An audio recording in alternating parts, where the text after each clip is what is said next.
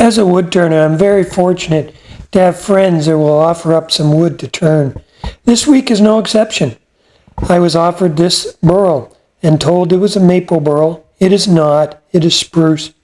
I don't normally turn spruce, but this burl was so big I couldn't pass it up. And although it doesn't look like much now from the outside, I think that inside it has some beauty. Leave a comment. Let me know what you think. So this is going to be this week's project. There's nothing better. The best kind of wood is free wood. And that's what this happens to be. Someone gave it to me. Now, it is a beautiful burl. It's big. I mean, it's 2 feet across. So it's bigger than what I can turn. I will have to cut it down. The person that gave it to me told me it was maple.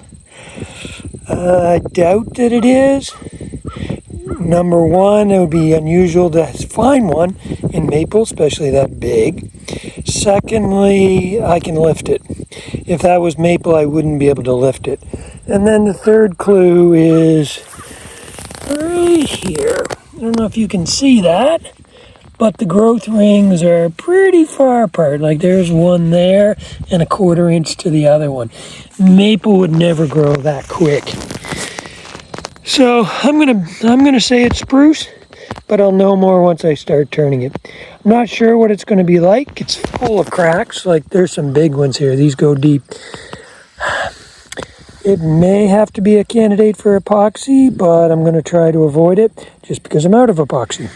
But let's get it cut up and we'll go from there. So here it is all cut, and I can tell you it's definitely spruce. Funny, everyone has a burl, they think it's maple. It's not maple, it's definitely spruce. It smells like spruce, looks like spruce, it's spruce.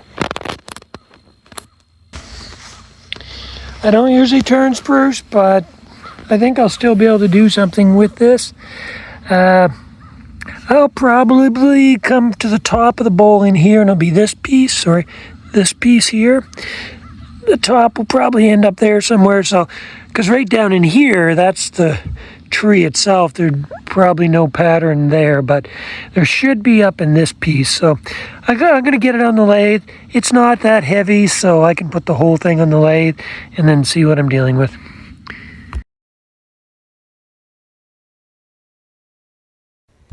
And here's my supervisor, keeping an eye on things. I think he's wondering who I'm talking to. Remember earlier I showed you the bottom of the burl and said that was part of the tree. You can see that here. I'm just cutting it off. I've got it round now, so I'm just use my parting tool and a saw to remove this top piece. It will not be part of the bowl. There's not much coloring or figuring out in that part of the wood, and it also is too tall right now for a bowl. Now you can see that top section has been removed, and I remounted it on the faceplate on the top of the bowl, which is up next to my drive. Now I'm just going to work on the bottom here, and that's where I'm going to eventually mount a glue block. I don't want to put a tenon on it. It is softwood. I was concerned that the tenon would not hold. They'll break fairly easily, so I decided to use a glue block. If you watched my video last week, I used a glue block there as well. And I should mention, I'm seeing other people online will use epoxy to attach their glue block. I did that last week, and it came off actually twice. And I ended up using hot melt glue, and that held fine. So for those that are wondering, hot melt glue has a much stronger hold even than the epoxy. So let's talk a little bit about this bowl. I finished the outside last evening. I'm ending up about 12 inches in diameter, so it's a good sized bowl, nice and deep. But you see here I've got this crack. It's really the shape of the bowl, not as much a crack. It's the way the burl was shaped. I've got that here, and it's deep. And it doesn't run too far down into the base, but it's deep. and then it continues to crack up here. And I've got other cracks that are actually probably worse. This guy here that runs from here all the way back around to here. There's a good chance this whole side could come off. So I've got some decisions to make. The other thing is, it is spruce, so it is softwood. I've got a lot of tear out, and I've tried sharpening my tools, going at a high speed, and I'm still getting a significant amount of tear out on the end grains. I think I'm going to have to sand that. So I'm just going to leave it for now, because it's going to take a lot of sanding, and I don't know about these cracks. Now, the other thing is, I don't know at the end of the day whether this is going to be an epoxy bowl. I could put this in epoxy and fill all those cracks, and then I wouldn't have to worry about anything breaking off. But again, I don't have a pressure pot, so I don't know how deep the epoxy would get into these cracks. So I think what I'm going to do is I'm going to finish the tenon, turn it around, and start hollowing it out. I suspect that this will stay. If I don't need to use epoxy, if I can just make this a natural bowl, that would be my preference. I just don't know some of these cracks, whether or not that's feasible or not. But let's go ahead and get a tenon turned on this and see what we're dealing with. So here you can see the tenon that I end up hot melt gluing onto the bottom of the bowl. As I mentioned, hot melt glue is the strongest hold that you're going to have. I actually had some screws in the top and they tore out. This is softwood. They will not take a good bite on screws. So tenon glued on is your best bet. Once I have that done, I flip it around, put the tenon in the drive, and now I'll start hollowing out the inside of the bowl. The other thing I'll mention here, and you can probably notice, is that the bowl actually has a smaller opening than the largest part of the diameter. And I just did that for a little bit of extra interest in the bowl, since otherwise it's a bit of a plain bowl. So I just thought I would do that to make the shape a bit more interesting. Softwood does cut quick. As you can see here, the shavings are coming off very well. It is very dry. This has been sitting around for a long time. Although it does cut easy because it's softwood, don't be fooled, it does not cut well. What I mean by that, I already mentioned that I have a lot of tear out on the outside. If this were hardwood, it might be a little bit slower cutting, not much, but I would definitely get a much smoother surface.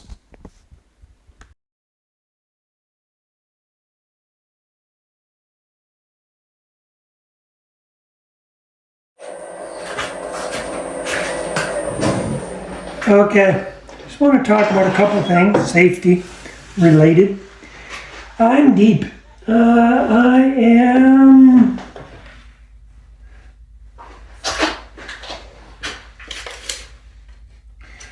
coming on to 4 inches. That is about as far as you can safely use your gouge hanging over the tool rest, because you get too much out here, it gets to vibrate and it wants to flip up. So that's about as deep as I want to go. My tailstock was getting in the way. So once I get the tailstock out of the way, then I can put the tool rest inside, and then I'm not cantilevered out as far. So that's about as far as I can go. I'm good and solid, although that crack there is starting to show, and that's that crack out there. Not the deeper one, but the other one, which I was actually more concerned with. I haven't exposed the deeper one. It's more on the bottom, but it will be coming soon. Actually, that's it right there. So they will be coming. So I'll go a little bit further, and then I'll have to make a decision. Epoxy or not epoxy. So that's coming.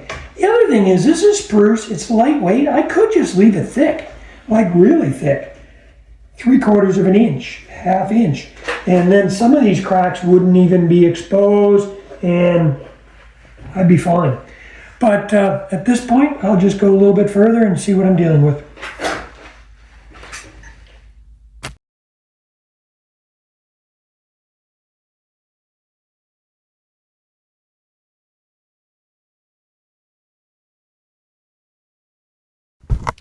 What you're looking at here is I'm removing what I refer to as the icicle in the bowl. I've had my tailstock engaged and I've cut all around it, and what I'm left with is a piece of wood that protrudes out from the center of the bowl. This is a part of bowl turning that for me is the most scary part, because when you're removing that center piece, it's very easy to get up underneath of it. And if you do, you can put a lot of pressure on your tenon. If you flip underneath that, you can very easily knock the bowl loose. So this is probably the part I like the least when I'm turning the bowl. But now it's gone, and the good news is I can move my tool rest inside the bowl and cut very safely.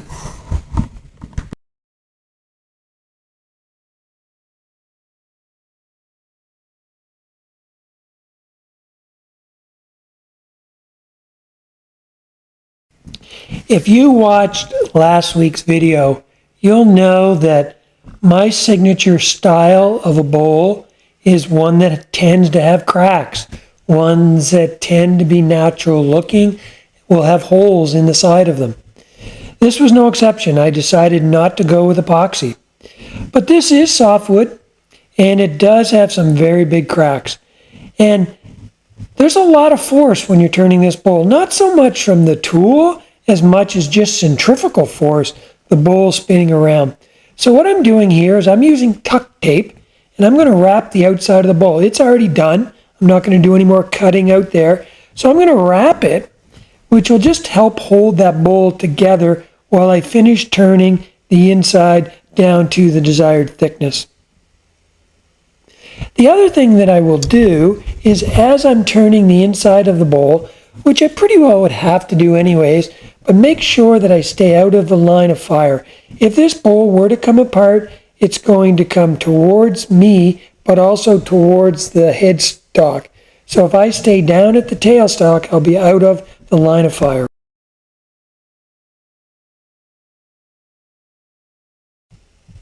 So you can see where I'm positioned here, and really I have no other choice when working the inside of the bowl, but I am very safe here. If the bowl were to come off, it's going to go to the left, so I'm well out of the way. The other thing you can notice here is this bowl is cutting very easily. You can see the shavings that are coming out of that bowl and accumulating on my arm. It does cut very, very easy. Softwood is going to cut easy, typically doesn't give you a nice smooth surface.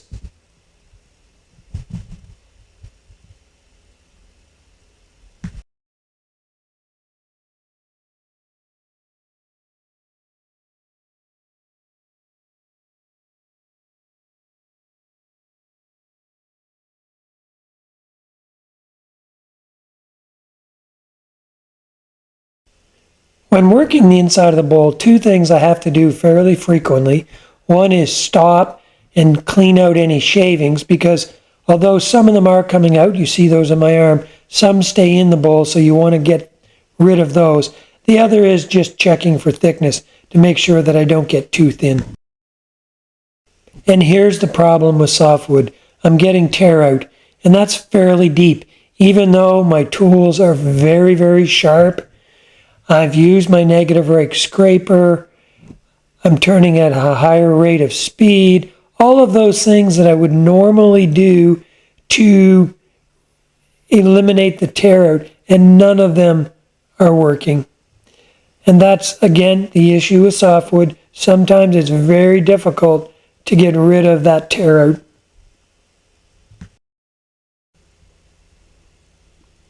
Now this is a tool that I do not use very often.